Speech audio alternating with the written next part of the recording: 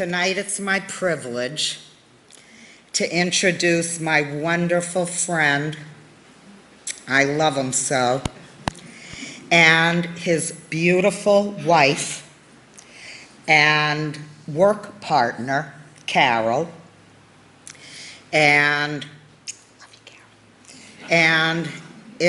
he's the best friend. I've known him 30 years, and he's written over 80 books. He's a writer, an educator, a television program producer. I don't mess around. He has won 7 Emmys and been nominated twice for a Pulitzer.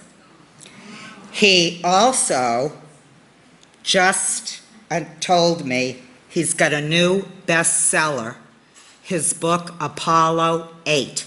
So look for it. I bet it'll be fabulous. And with that, I want to introduce my wonderful friend, Marty Sandler.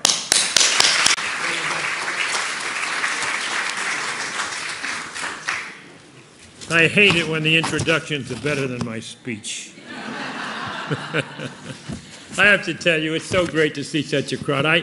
I go all over the country and in other places of the world to speak, and I'll tell you, this is just about my favorite building, and it's certainly one of my favorite organizations. So thank you very, very much. It's a joy to be here.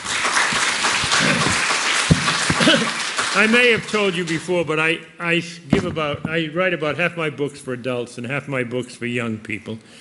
And when I go out on a book tour, I go out at night, and during the day I ask them to put me in the schools so they can give something back. And they bring the whole school in, and I always get the same question. It's, what's it like to write a book? What's it like to be famous? And always, how old are you anyway? And Carol and I were in Grand Rapids, Michigan, and this 4th grader, this big, raises her hand, and I say, yes, dear, what's your question? And she said, can you identify any recurring theme that runs throughout the body of your work? So I am telling you right now that that's my challenge. I would much rather be talking with you than at you, so when it's time for questions and answers, you've got to top that question, okay? I've been at this for a long time. I don't know why, because I come from a family where no one else had ever been to college. I don't know if anyone else had ever read a book. And all of a sudden, I just wanted to make history come alive. Part of it was from getting all the terrible, lousy history books that were thrown at me in school and being told to go home and learn all of the presidents and give them back to me. No, I did not want to do that. And I don't know why at such a young age, I really decided that, I really felt that nonfiction is a hell of a lot more interesting than fiction if it's written right and it's told right. And what I really wanted to do was make history come alive. And so I've tried to do it 2 ways. I've tried to do it by picking stories that are interesting, that are important, and that either nobody knows about or they've been told the wrong way. And the other way is I try to make the characters in the story tell the story. So that, and I guess I've been successful, I'm still at it. So, there's another thing going, there's all kinds of things going in the publishing world. I mean, there's been a big fight in the publishing world since day one between editorial and management. Who's going to decide what kind of books are going to be written? And for a long time, editorial got to decide. Now, unfortunately, it's marketing, and marketing decides. But whether it's editorial or marketing, they've always been nuts about, can you give us a book there's an anniversary of, the 50th anniversary of, or the 100th? And I have to tell you, I've been around a long time, and I've sold a lot of books. I don't know if I've ever sold 3 books because it was an anniversary. But they go and they ask. So I always start, it never works, but I always start saying, okay, what's this going to be the 50th anniversary? What 50th anniversary is coming up? What 100th? And so like in 2016, I said, what happened in 1916? Not a hell of a lot. What about 1917? Well, 1918, I think and then I got to 1919. And I started to look, and I said, whoops, In 1919, women got the vote. All right, so we're going to stop right there. Right there. There was this Irish woman walking along the street, and she inadvertently kicked a bottle, and it broke, and a genie came out. And the genie said, I've been in this bottle for 1,500 years, and you've released me, and you can have any one wish you want.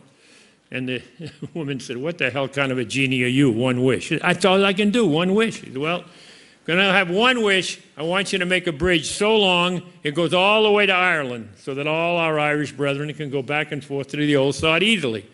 And the genie says, that's much too big a wish. I can't do this. What the hell?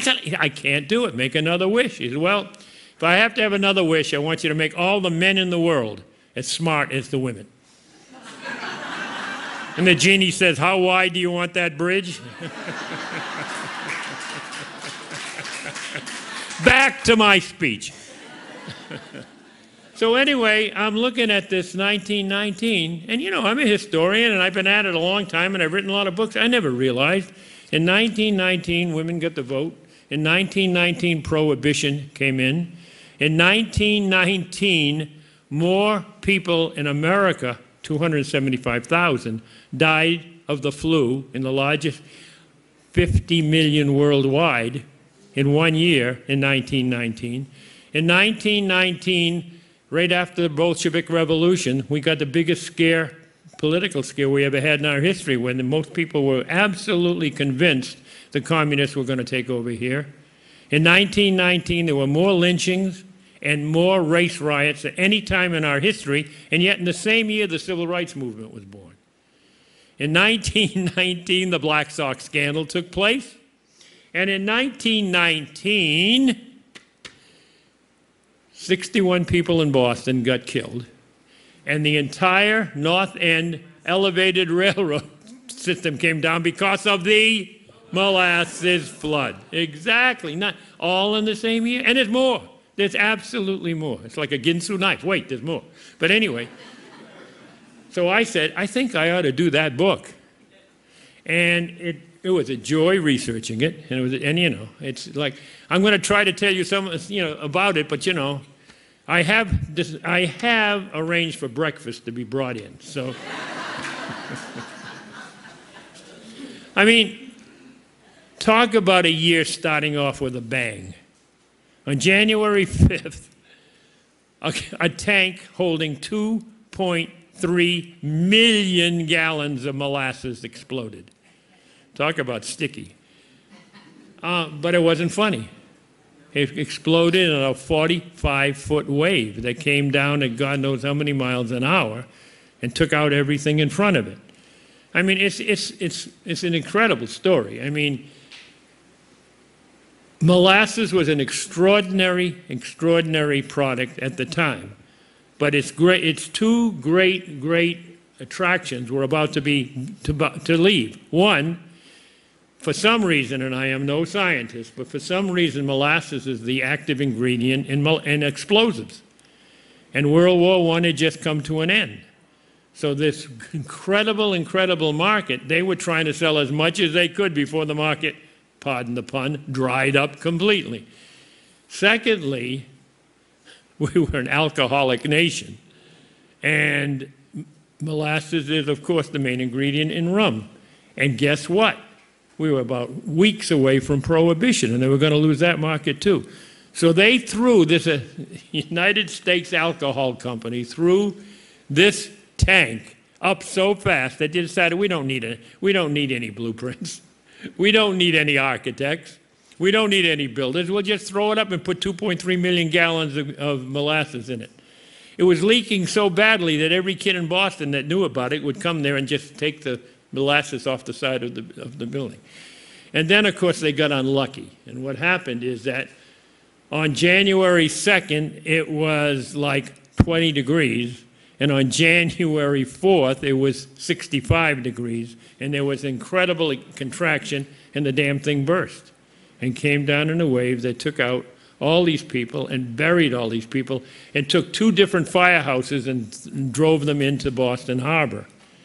And you know, you can laugh about the fact, hey, killed by molasses, but killed is killed. And it's an extraordinary story. You know, in trying to make history come alive, I used to have a little sign on my desk. I got rid of it after a while because I didn't need it, but it said, "You couldn't make that up." Who the hell could make up a 61 people dying in a 45-foot wave of molasses? But they did. The thing that is incredible is that all of these things that I told you happened in this incredible year. They're, in one way or another, they all become interrelated. One of the things as I did my research that really got to me was that while the Red Cross and the police and the firemen and volunteers are digging through the rubble caused by this to try to find some survivors, church bells are ringing all over Boston in celebration. What the hell is that all about? What it's about is that New Mexico had just ratified women's right to vote. And it just ratified that amendment giving women the right to vote. It's that I will keep coming back to that about how anybody know who Alice Paul was? You do. Oh, I forgot what a smart damn audience is. Wise guys. Alice Paul is probably one of the most important people that's ever lived in this country. You know, we hear about all of the different heroes of the women's rights movement and all that. It all really goes back to Alice Paul, the one who really had the guts to say, this isn't working, we're going to try this. This isn't working, we're going to try this. They threw her in jail. They fed her in tubes up in her nostrils. She went through so much. But she's the one who said, all right, let's organize these marches. Let's let these guys see what's going on. And when that wasn't working well enough, and when Woodrow Wilson was opposing her, she said, all right, we're going to organize the largest march that's ever taken place in the United States. And so she organized the 1914 March in Washington, in which there were like 64 different groups of thousands of people, whether they were women college graduates, women nurses, women whatever. And the men started abusing them physically, started knocking them down, throwing them around. And then Alice Paul discovered something. We can have all the marches we want, and we can put out all the brochures we want. The thing that is advancing our cause most is when we get thrown around.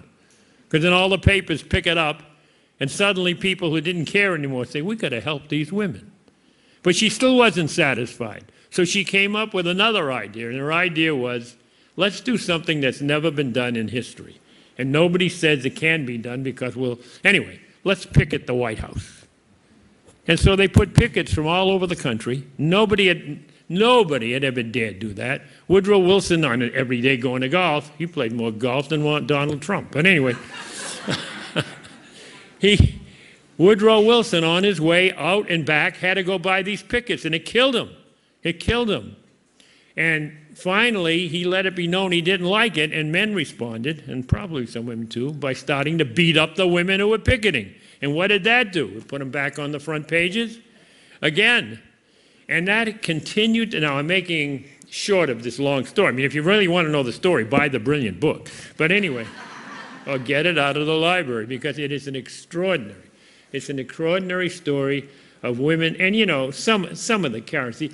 In women's fight for the right to vote, there are so many things that we were never told about in school.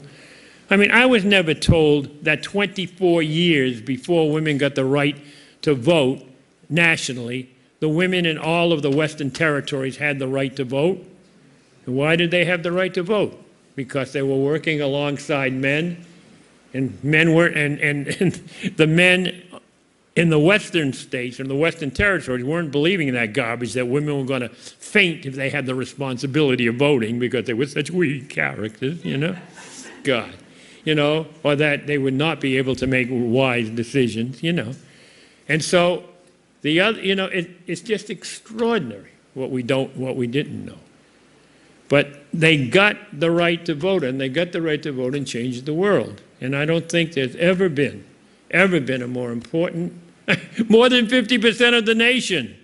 Although you better not vote for Trump 54% again. That's another story. One of these days, I'm going to get a rock right across it.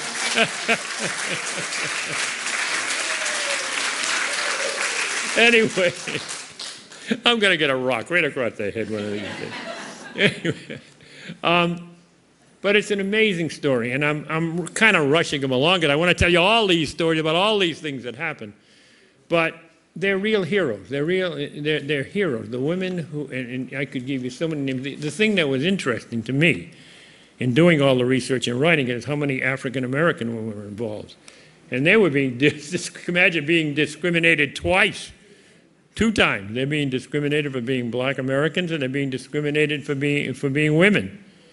And there were some real heroes among them, and they really, you know, they were responsible for it too. But they paid the price. I mean, the last thing that really pushed it over the edge, I wish I could tell you it was Americans started to feel better, whatever. It was because so many of them got put in jail, and so many of them were being starved, and the stories finally got out. That's what, no more, no more. And so that's what happened. At the same time, I mean, to tell you about what an extraordinary year this was. At the same time, two guys were doing something. I'm going to give you 2 names, and you tell me if you ever heard of them, all right? I had never. John Alcock and Arthur Brown. Oh, smartass. Who are they? Aviators? Good for you. Very good for you. Only on Cape Cod. I asked that question in Chicago, they look like. Anyway. I'm doing a book right now about the birth of aviation and talking about the fact that no, Miss Hancock, you told me in 5th grade that Wilbur Wright flew and all these people cheered and we were in the age of flight and everybody went nuts. No, Miss Hancock. Nobody was there. He flew for 12 seconds, you know, and he purposely, and his brother, did not invite anybody to that because they were only interested really in getting the patent for everything on that plane, and they didn't want anybody to fly. I mean, in this book I'm doing, I've got a cartoon that shows the 2 of them standing there, and there's an early plane flying overhead, and they're saying, "Get the hell out of our sky," you know? And anyway, this is another, you know, example of history lost, strayed, or stolen. Arthur Brown and John Alcock were 2 aviators, early aviators in that age. I mean, you know the thing, when I'm writing this book, in 1909, where my story begins, there were 28 aviators in the world. In 1916, 16 of them had died in crashes. I mean, you know, you're going to have to buy that book too. But you can have me back. Leslie, bring me back next year. I'll talk about it. Okay, anyway. Anyway, John Alcock and Arthur Brown, they had one thing in common. They both were early flyers who enlisted in the RAF in World War I. They both got shot down. They both spent their time separately in very different prison camps. Brown actually escaped, but both of them spent most of their time in prison thinking of only one thing: meeting and besting the biggest challenge that existed in those days, flying the Atlantic Ocean. Flying across the Atlantic Ocean, non-stop. Flying non-stop. No, you can stop. You can stop. And you know what? Before they did what I'm going to tell you about, there was a guy who did it. He was flying with pontoons, and he put down in the Cape Verde Islands, and guess what saved his life? When he took off with 3 others, and the others didn't make it, all part of Glenn Curtis's company. When they couldn't make it, he put down, and he flew into, with pontoons and whatever else, he got into this crazy little town called Chatham, Massachusetts. And he went to the Chatham Naval Air Station, and they fixed him up, and he flew from there to the Cape Verde Islands, and from there to Lisbon. But it was not non-stop. 8 months later, okay, here comes Alcock and Brown. The war's over. They've been released. Alcock is working for the biggest aviation company in England called Vickers. And now, all of a sudden, something happens that really was the spur of almost every record that was ever set in aviation up until about 1930. These different newspapers, particularly in England, would offer these enormous prizes, $250,000 in today's money, for the first guy to fly from London to Manchester, or for the first guy to fly, the biggest one, the earliest one, was to fly across the English Channel, which in those days was like, wow. Now, in 1919, with the war over and the advances in aviation having been made during World War I, they're offering like a $500,000 prize for the first two guys, because it takes two in those days with those planes, the first two guys to fly nonstop. And 4 different groups wind up wanting to do it. And they're going to fly from Newfoundland to Europe.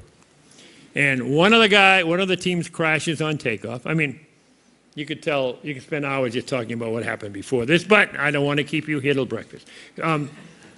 One of them crashes, another one takes off and actually gets all the way out over the Atlantic and then crashes. And by luck, it's like needle in a haystack, it crashes next to a ship. And so they get rescued. The third guy just never gets off. They can't get their act together. And Alcock and Brown in June of 1919 take off. And it is, I mean, you couldn't make it up. I mean, 4 different times. These are open cockpits. They're way up there. It's freezing cold. I mean, it's snowing.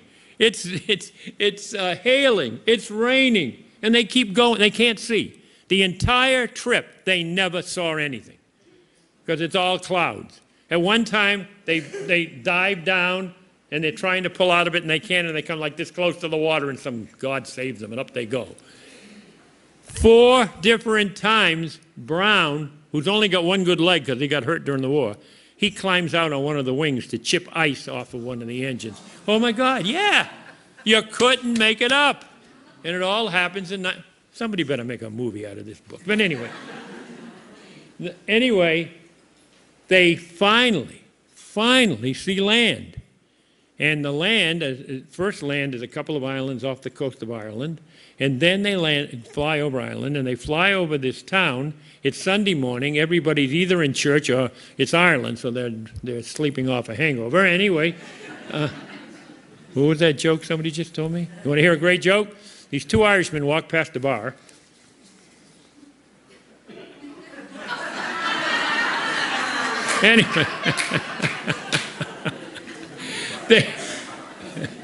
Anyway, they're in Ireland. They're in Europe. They've done it. I mean, they're almost dead. Don't forget, this is 8 years before Lindbergh. And, you know, it's nonstop. It is 2 guys, not one, but it's 8 years before Lindbergh. And it's a much, much more primitive plane than Lindbergh had, and his was no beauty. Anyway, they see the mainland. They're over Ireland. And they recognize this incredible landmark. It's the Marconi wireless station. And next to the wireless station is this miles and miles of green pasture. And so they put down. It ain't green pasture, it's a bog. And they crash, and they go right down head first. But guess what? They made it, and they survived. And they've won the prize, and more important than that, they're the first 2 human beings who have sailed non-stop. We mustn't forget a guy named Reed, who after stopping briefly in Chatham, Massachusetts, really was the first, but he had to stop. Anyway, I know I got to get out of here tonight, but anyway, at the same time all this is going on, I'm going to read you something. I hate to read from some other historian because I'm the only good one, but I'm going to. Anybody who was here saw me the last time notice anything different about my physical appearance? You're taller. That's ego. Nope. I had 2 cataracts removed.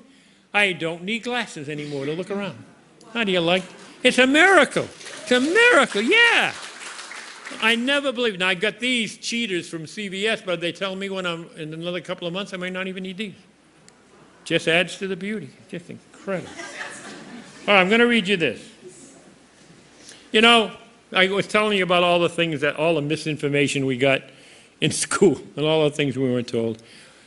Some of the stuff about our heroes. How about Johnny Appleseed? Walked all over the world, all over the country, planting seeds so people could eat wonderful apples.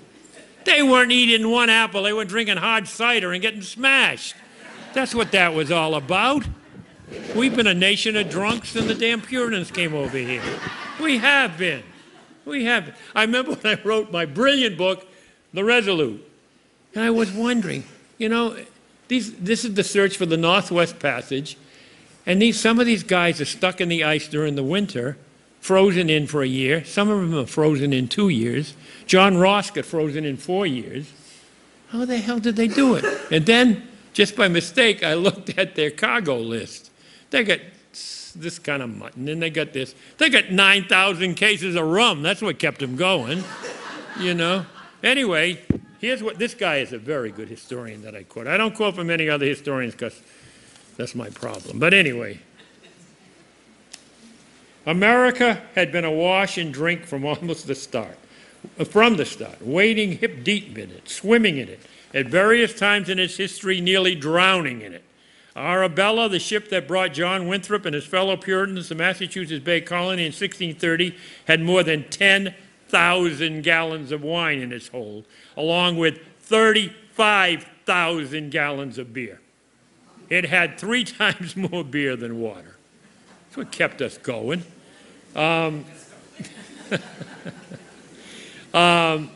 There is a guy who I wrote an article once for American Heritage about, who no one's ever heard of, called Frederick Marryat. But he wrote, he was a Frenchman, and he came to America and wrote back to the French newspapers about what his impressions of America was in 1839. And this is what he said: "I am sure that Americans can fix nothing without a drink. If you meet, you drink. If you part, you drink. If you make acquaintance, you drink. If you close a bargain, you drink. They quarrel and they drink and they make up with a drink. They drink because it is hot. They drink because it is cold. If successful in elections, they drink and rejoice. If not, they drink and swear. They begin to drink early in life and they continue it until they soon drop into the grave." Okay. That's pretty good writing. Anyway, it is hard today for us to imagine that, given what's going on, we can imagine anything. But a few years ago, it would have been hard to imagine that this nation would have ruled out drink, that it'd make it illegal to buy a drink, to sell a drink, to manufacture a drink. I mean, it really was. But this has been, oh God, here's another pun that I didn't intend. This has been brewing for a long time. And it truly had. And you had to be there. That's one of the hardest things in being a historian. One of the hardest things in being a good historian is trying to put yourself back into the time you're writing about. You just can't. I mean, you got to do the best. I mean, when I write a lot about African Americans, and when I'm reading, and when I read one African American talking in terms of endearment to another African American and using the N-word to them, I'm shocked. But then I try to. I think the biggest shock I ever got was, one of my heroes when I was young was Harry Truman. And I remember being in the Truman Library in Independence, Missouri, and I'm doing something on my hero. And Harry Truman spent an awful lot of time with his mother. I think he spent too much time, but that's another story. But anyway, but he's writing to his mother. He wrote to his mother every day. And now I'm sitting there in this enormous library, and he's writing to his mother about he's going to go to New York. So what does he say? "Hi, Mom, I'm off to Kiketown again."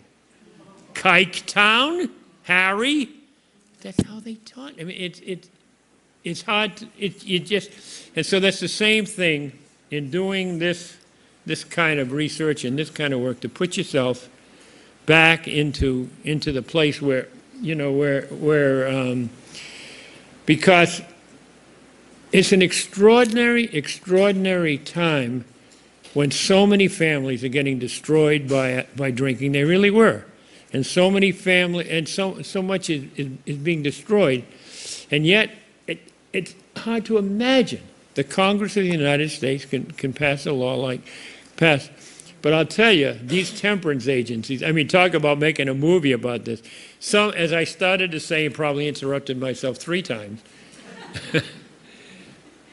there are such, none more colorful than Carrie Nation.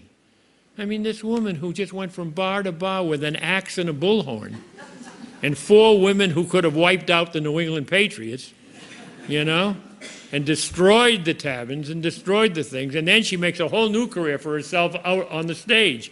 I mean, wonderful. I mean, I should do a book on Carrie Nation. But anyway, I mean, and then there's some very serious people got involved. But it's still hard for me to wrap my head around the fact that they actually got this legislation through. The real story starts when they get the legislation through. So it passes. So you can't buy liquor, you can't manufacture liquor, you can't distribute liquor. Okay. So every damn home becomes a still. Every home becomes a still, you know. And some of the things, for example, more people, more Catholics suddenly found religion and went back to church. More Jews joined synagogues. More Lutherans. And why? Because one of the loopholes was it was ministers, pastors, and rabbis could dispense liquor. So you got 10,000 people going to church. They're not looking at the Bible. They're saying, where's my booze? You know. People are smuggling things in hollow canes, in fake babies in a carriage filled with liquor. I mean, and the things that Cape Cod, let's bring it to Cape Cod. From Provincetown to Hyannis. From Provincetown to where the canal. There was no canal, but where the canal was going to go. The ships were lined up, one after the other, waiting to land to smuggle in booze. All kinds of inventions take place. There was no such thing as a speedboat. The speedboat was invented to outrun the revenue hunters, you know? There was no such thing as a speakeasy. And talk about women and advancement. No women ever were allowed into a saloon. No women ever drank outside the home. Now they do, because they go to speakeasies and that's where they can get drunk. You know, that's where they can drink along with the men. You know, and there's a whole new word in the English language now. It's a cocktail. You know, the hard booze is tempered down for the women. It just changes. It changes the whole country. So all of those, by the way, I'm making this very brief. You've got to read this book. Anyway,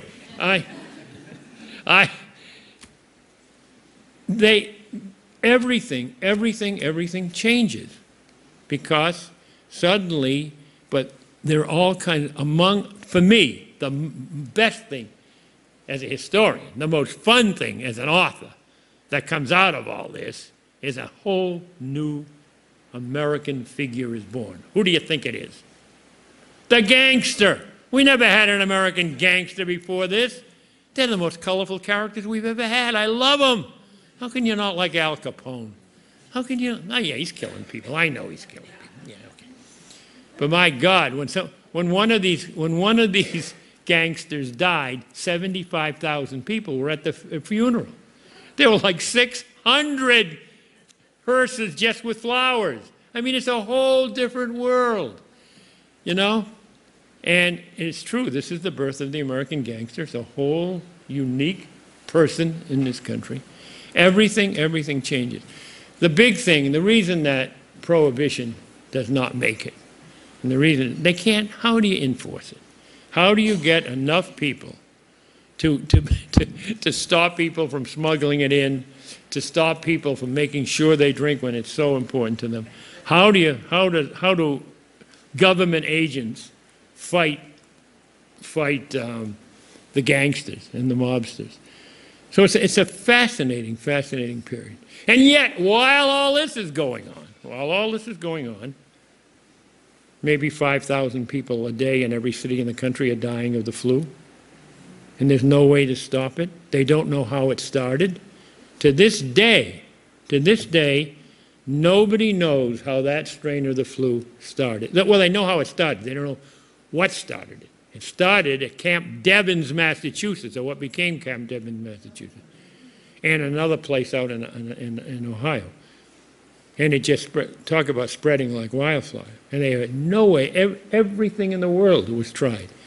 And there wasn't a house that didn't either have one kind of a flag saying someone just died or someone is dying. And there wasn't a family in this United States. 50 million worldwide, 50 million. And then all of a sudden one day it was gone. And to this day nobody can say why could tell you why it ended. They just don't know. It's an extraordinary, and it's the largest medical epidemic in history. And nobody to this day knows why or what did it. And there are heroes, there are people trying to fight it and so forth. And anyway, at the same time that all of this is going on, I'm not going to spend, and I want to get to answers, and I want to get to questions and answers, but I do have to talk about the fact that you've got the Bolshevik Revolution just ending. People, if you read the newspapers of the day, if you read the books of the day, most Americans are convinced we're going to become communists. They're going to come over here. It's the beginning of McCarthyism, 40 years before McCarthyism. And this guy Palmer, who is the Attorney General of the United States, he's as bad, if not worse. You know, he has what are now we'll call the Palmer raids, and he's as anti-immigrant as Trump, and he is raiding everyone, and he's deporting people right and left, because, you know, like as what happened with McCarthy, you don't like someone, you want to get rid of him, you call him a communist. That's all you need to do, and that's what they were doing in 1919. And it spreads to the labor industry, so there are more strikes in the United States in 1919 than any time before or since, and the public is convinced it's the communists that are doing it. And the most famous of all the strikes takes place in good old Massachusetts, and it is the Boston police strike. And what is one of the most extraordinary, unlikely things to come out of the Boston police? Well, let me just say, the Boston police are terribly underpaid at that time. They're working under filthy conditions. They're working long hours, and they're working for just ridiculously low pay. But they're government employees, and you're not supposed to strike if you're the government employee. And finally, they can't take it anymore, and so they walk out on strike. And the governor of Massachusetts is Calvin Coolidge. One of my favorite presidents. One of my favorite stories about Calvin Coolidge is that he was known for not saying very much, like almost nothing.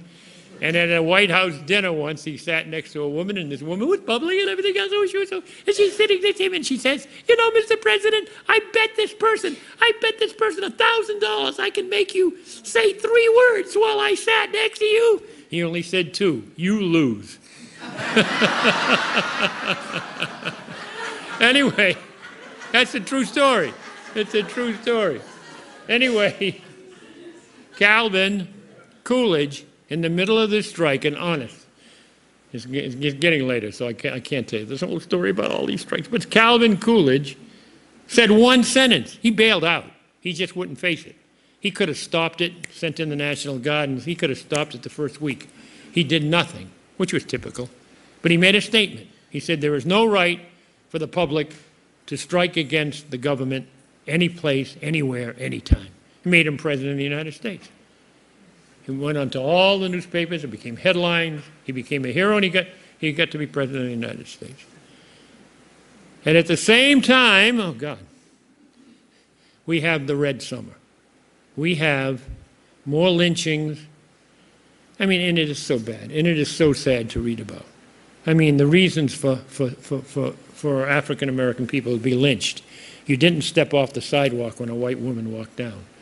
You're wearing the uniform you wore during the war. It's time for you to take it off. Let's lynch you. I mean, it's that ridiculous. There were thousands of riots. The 3 great ones were, one was in Chicago, where there was a beach, and like every other beach, there was a rope. Only blacks could swim only this far if they couldn't cross over. And the tide took some poor little boy under the rope. So they stoned him to death. And when the police came, they arrested the black people instead of the whites. Yeah, I mean, what the intolerance we have now, the injustice, is not new. It's not new. In Washington, D.C., there was just open mayhem on the streets. But for the first time in the history of the United States, in Washington, D.C., black leaders rose up and started organizing and started fighting back. It's the first time you see blacks carrying guns and shooting at whites. Okay? And at the same time, and then the worst of them all was in a small town in Arkansas. But at the same time, enough is enough, says certain enough people, and the first civil rights movements and the Harlem Renaissance starts to take place. So it's an extraordinary, extraordinary year. For those of us who are sports fans, it's fantastic reading about the Black Sox scandal. I mean, how the hell, and everything's related. The three leading gangsters in America during Prohibition, other than Capone, one of them was Arnold Rothstein, were the guys who financed the Black Sox scandal, the ones who brought about the Black Sox scandal. It's an extraordinary, but it's an amazing, amazing year. None of you, I never was taught this in school, and I don't think any of us were. So it's, you know, it's fun, and it was a privilege to write about it. And I've done this, and I've taken up so much time, I can't even tell you about my brilliant Apollo 8 book. So, but that's all right. Huh? Next time you can tell. Damn right. Damn Skippy. I'll tell you, you really think I'm kidding, and I'm not. This is the second time I've been here. These are the best two audiences I've had anywhere. Thank you very, very much.